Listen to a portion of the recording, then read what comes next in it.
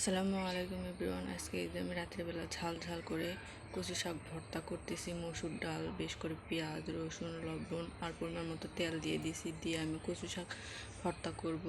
যখন মুখে রুচি থাকে না, মাছ মাংস খাইতে মন চায় না, তখন আমি এভাবে ভর্তা করি ঝাল ঝাল করে। সেটাই আপনার সাথে শেয়ার করতেছি। কীভাবে ঝাল ঝাল করে ভর্তা করি, আমার সাথেই থাকুন। এই তো গাইস, কচু শাকটা আমি ভালোভাবে ডাল আর কচু শাকটা ভালোভাবে সিদ্ধ করে নেব।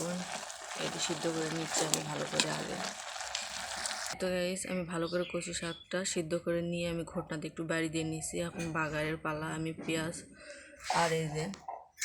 পেঁয়াজ আর রসুন থেতলো করে রাখছি। বেশ করে পেঁয়াজ আর রসুন থেতলো করে রাখছি। আর অবশ্যই কিন্তু এই ভর্তার মধ্যে বেশ করে পেঁয়াজ, বেশ করে রসুন দেওয়ার চেষ্টা করবেন।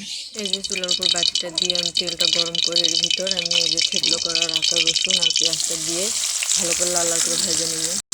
আমি বাগারের মধ্যে এই যে ভালো করে লাল লাল করে ভেজে নিয়ে তার ভিতরে জিরেটা দিয়ে দিচ্ছি। দিয়ে আরও একটু নাল করে আমি ঢেলে দেবো এর ভিতরে।